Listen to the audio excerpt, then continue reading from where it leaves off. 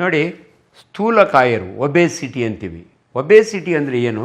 ತುಂಬ ಫ್ಯಾಟ್ ಇರೋರಿಗೆ 25 ಇದ್ರ ಮೇಲಿದ್ದರೆ ನಾವು ತುಂಬ ದಪ್ಪ ಇದ್ದಾರೆ ಅಂತಾರೆ. 31 ಮೇಲಿದ್ದರೆ ಒಬೇಸಿಟಿ ಅಂತೀವಿ ನಾವು. ಈ ಕೆಲವರು ಬ್ಯಾರಿಯಾಟ್ರಿಕ್ ಸರ್ಜರಿ ಮಾಡಿಸ್ಕೋತಾರೆ. ಅಂದರೆ 120 kg ಮೇಲೆ ಇರೋರು, ಅದಕ್ಕೆ ಬೇರೆ ಬೇರೆ ಕ್ರೈಟೀರಿಯಾ ಇರ್ತವೆ, ನಿಮಗೆ ಡೀಟೇಲ್ಸ್ ಬೇಕಿಲ್ಲ. ಬ್ಯಾರಿಯಾಟ್ರಿಕ್ ಸರ್ಜರಿ ಅಂದರೆ ಇಟ್ಸ್ ಎ ಲ್ಯಾಪ್ರೋಸ್ಕೋಪಿಕ್ ಸರ್ಜರಿ. ನಿಮ್ಮ ಸ್ಟಮಕ್ ಕೆಪಾಸಿಟಿನ ಕಡಿಮೆ ಮಾಡಲಿಕ್ಕೆ 108 ಮಾರ್ಗ ಇದ್ದಾವೆ. ಅದು ಒಂದು ವೆರೈಟಿ.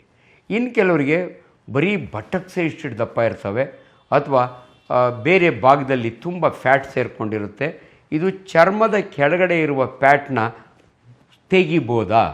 ಇದಕ್ಕೆ ಪ್ಲಾಸ್ಟಿಕ್ ಸರ್ಜನ್ಸು ಲೈಪೋಸಕ್ಷನ್ ಅಂತ ಮಾಡ್ತಾರೆ. ಅಂಡರ್ ಅನಸ್ಥೀಷಿಯಾ ಈ ಫ್ಯಾಟ್ನ, ಹೊಟ್ಟೆ ಫ್ಯಾಟು, ಕುಂಡಿ ಫ್ಯಾಟ್ನ ಅದನ್ನು ಸಕ್ ಮಾಡ್ಕೋತಾರೆ.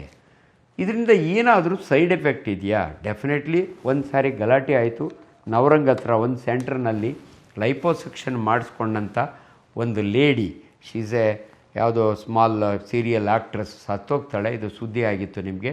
ಯಾಕೆ ಹಂಗಾಗುತ್ತೆ ಅಂದರೆ ಲೈಪೋಸಕ್ಷನ್ ಒಳಗೆ ಫ್ಯಾಟ್ ಎಂಬಾಲಿಸಮ್ ಅಂತ ಆಗುತ್ತೆ.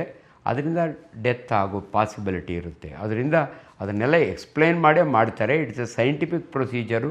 ಮಾಡಿಸ್ಕೋಬೇಕಾದ್ರೆ ನಿಮಗೆ ಅರಿವು ಇರಲಿ.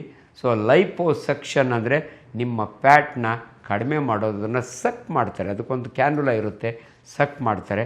ಆದ್ದರಿಂದ ನೀವು ಲೈಪೋಸಕ್ಷನ್ ಮಾಡಿಸ್ಕೋಬೇಕಾದ್ರೆ ರಿಸ್ಕಿಗೆ ರೆಡಿ ಇರಬೇಕು. Thank you.